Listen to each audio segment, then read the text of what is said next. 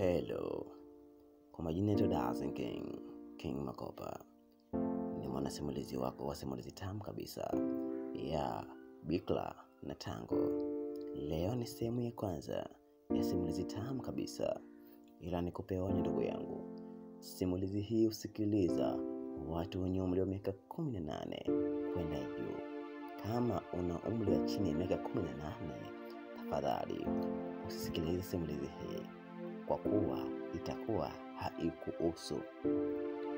Okay ndugu yangu, tunaanza simulizi yetu kama hivi. Kwa jina naitwa Mwajuma naishi Chamazi.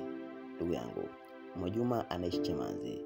Na pia simulizi hii nimeiandika ni ukweli wa maisha yangu mtupu. Yaani ukweli wangu kwenye maisha. Na nataka nishare na nyinyi wasikilizaji. Pia mpate funzo tokana na kwangu, haswa kwa mabinti. Okay, Mwajuma ameandika kama hivi. Mimi naitwa Mwajuma, naishi Chamazi. Ni binti ambaye nina familia yangu inaishi kwa furaha sana. Yaani wananipenda. Lakini ndugu msikilizaji, mimi nahisi muonekano wa sura yangu sio mzuri, au nipo tofauti na wanawake wengine, kwa sababu katika maisha yangu sijawahi kutongozwa. Yaani sijawahi kufuatwa kuambiwa mambo dada, mambo nakupenda, sijawahi. Yaani kuanzia mwaka wa kwanza mpaka natimiza miaka 20 sijawahi kupata mwanaume. Kipindi hiki nina miaka 20, kuna hali inanijia usiku. Yaani najikuta nashindwa kupata usingizi. Na mashoga zangu wengi wananiambia, Mwajuma, itakuwa una manyenyele. Mwajuma, utakuwa umezidiwa na hisia za mapenzi. Tafuta mwanaume ambaye wa kukusaidia katika hili, kwa sababu hakuna mwanamke bila mwanaume. So jitahidi. Mwajuma anakuambia, natamani kuwa na mwanaume. Natamani nipate mwanaume ambaye na yeye kunibembeleza, anidekeze, anishike mashavu, nilale naye. Ila sijapata mwanaume huyo. Mwajuma anakuambia kitu ambacho kinaniumiza kwenye moyo wangu kila leo. Kwa nini nakosa mwanaume wa kunifariji, wa kunitimizia haja zangu?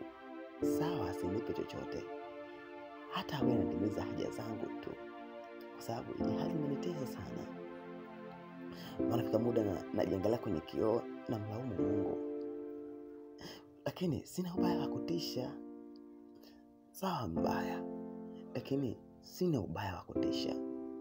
Kwa nini nakuwa hivi? Niliomba ushauri kwa mashoga zangu wengi sana. Siku moja nilipata shoga yangu aitwa Latifa. Nilimwambia, shoga yako ana tatizo kubwa sana. Latifa aliniuliza, tatizo gani hilo? Nilimwambia, unavyoona hapa, mpaka nafika umri huu sijawahi kupata mwanaume, yaani kuingiliana na mwanaume. Kifupi, hali inanitesa sana kipindi cha usiku. Bora mchana, usiku najikuta hali ngumu, yaani hamu inanishika, najikuta nashindwa kuzimudu hisia zangu. Sijui nifanyeje. Shoga yangu, pole sana kwanza. Pole mno. Kwani utongozwa? Shoga yangu, sijawahi kutongozwa. Sijawahi kupata mwanaume akaniambia hata mambo tu, dada nimekupenda. Sijawahi. Mwajuma, au umelogwa wewe, au umefungwa? Maana mambo yao yanaonekana watu waliofungwa. Lakini wapo wanawake ambao wana muonekano mbaya lakini wanatongozwa. Wewe biti bado mzuri tu, unasitongozwa. Shoga yangu, mimi sijui. Hivi naomba mbinu. Nifanyeje ili kupunguza hii hali tu? Yaani nipunguze hii hamu tu, nisiwe nasumbua usiku. Shoga yangu, mimi nitakutafutia mwanaume, rafiki yangu. Lakini So kipindi kinatafuta kama utaweza, lakini kama utaweza na kushauri shoga yangu, wewe niambie. Yaani utachoniambia sababu ni shoga yangu, mimi nitatekeleza sababu wewe ndio shoga yangu mimi. Sikilize basi. Mimi kama nikizidiwaga, uwaga nachukua tango, tafuta tango dogo dogo hivi. Unajichikicha mwenyewe. Kuna hali itapungua. Mwajuma, unaniambia nikifanya hivyo hamu itapungua?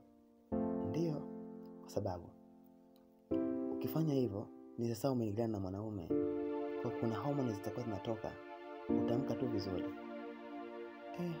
Kwa hiyo nifanye nikiwa peke yangu chumbani, alafu najiingiza kwa kitu.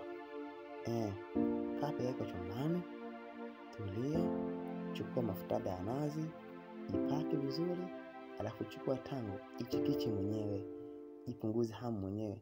Alafu na kufanya mpango huo kama utaweza, lakini sababu msipendi shoga yangu uteseke. Mwajuma alitikia sawa, nimekuelewa. Asante sana shoga yangu kwa ushauri wako, maana hali inanitesa, lazima nijaribu hili. Basi Mwajuma alimuaga Latifa na kuondoka na kurudi nyumbani. Huko njiani akitafakari maneno Latifa. Chukua tango lipake mafuta, alafu ichekeche. Ndugu msikilizaji, Mwajuma anakuambia kitu hiki inanifanya nijute katika maisha yangu, lakini nilisaidiwa. Basi nikiwa tafakari maneno, nilifika mpaka nyumbani. Nilikutana na mama yangu. Mama aliniambia, "Vipi mwanangu? Mbona kama una raha?" No mamangu, niko sawa tu. So nilitoka kwa rafiki Latifa na nimerudi. Haya, haina shida.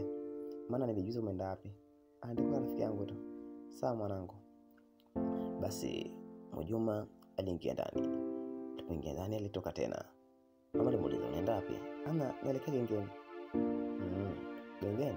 Kuna nini? Kuna kitu nataka kununua tu. Unajua mimi msichana mama. Okay, sawa.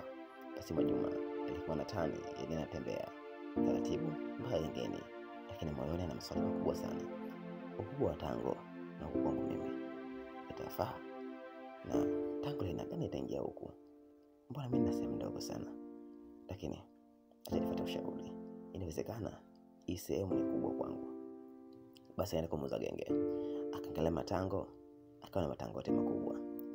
Akamwambia, "Dada, naweza kupata tango dogo dogo?" Kwani uope ni matango makubwa? Sababu watu wengi hapa wakija hapa wanasema mimi nataka tango kubwa. Na ndio maana hata kana sokoni wanachukua matango makubwa. Mimi nataka dogo dogo kwa sababu sina shida na ukubwa sana. Shida yangu ni kwenda kukata kachumbali na kutia mixing tu. Kwa ile nyingine kwa hadi na kazi. Sawa. Maana nitoka gengeni nilitenganisha matango makubwa na madogo. Madogo naona hafai, niitie kwenye box. Basi ngoja nikupatie. Sawa. Alitoa matango kama 4 hivi. Anambia, "Chagua unataka lipi?" Mwajuma nikamwambia, nikawa tango moja limekaa vizuri sana na ni dogo dogo fulani hivi. Lina umbo kabisa kama kitu kile. Basi alichukua tango lile na kumkabidhi muuza genge shilingi 500 na kumwambia, "Asante dada." Na muuza genge akasema, "Asante pia." Mwajuma alitani, yani alitembea taratibu, akaliangalia ile tango. Kwa hiki kinachoingia katika mwili wangu kabisa, afu unafanya mapenzi nacho. Aisee, kweli hambaya. Kwa hiyo inandiriki nilipie kumudu hisia zangu. Ati wanaume hapo kibao chikiwa na watembea babalani, wananiangalia, lakini hawanitongozi. Ani alikuwa anajua kama nina hamu kiasi gani. Wakinitongoza, ningempa leo yoyote yule, hata kama ni mbaya. Lakini ndio hivyo. Mwajuma akaongea kichwani mwake huku anarudi nyumbani. Afika nyumbani akamwona mama yake. "Mama, mimi naingia chumbani na kuanza kidogo." "Mwanangu, unalala mchana?" "Sisikii vizuri. Tangu ndo Latifa, sisikii poa sana. Basi naingia chumbani na kujipumzisha." Haya, kapumzishe, lakini wahi kuamka kwa sababu upika chakula cha jioni. "Sawa mamangu." Mwajuma aliingia chumbani kwake na kuchojoa nguo moja moja. Alitoa mwana ndani, alivua kiblozi chake akaweka pembeni, akabaki payo payo, mwanamke ambaye hajawahi kuingiliwa na mwanaume yoyote. Leo kachukua tango, anajitaka kujitoa usichana wake, yani Kiswahili fasaha kujimaliza.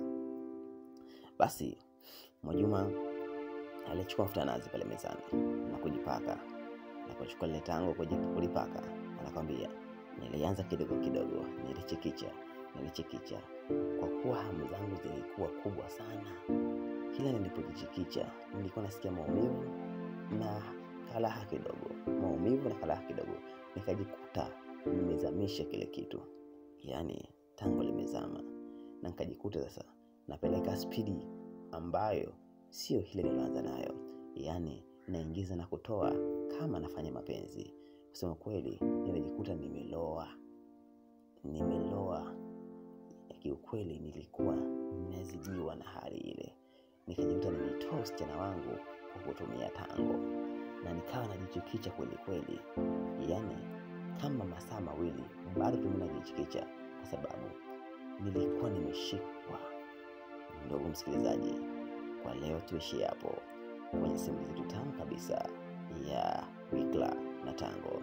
Je, kwa nini Mwajuma anajuta? Na kwa nini ilifika stage Mwajuma anasema najuta kulifanya hili? Ndugu yangu, leo ni sehemu ya kwanza. Tukae tayari kusikiza sehemu ya pili. Sehemu ya pili inakuja kama hivi. Kuna utamu kamili. Mwajuma atajichikicha na atamaliza. Atapomaliza sasa Latifa sitamletea kabebi. Sijui hapo itakuwaje. Ndugu yangu, naomba subscribe, ucomment na kulike channel yangu pendwa kabisa ya Dazen TV. Pia usisahau kushare. Nawapenda sana. Usikose sehemu ya pili. Asante. Dazen TV ni yetu.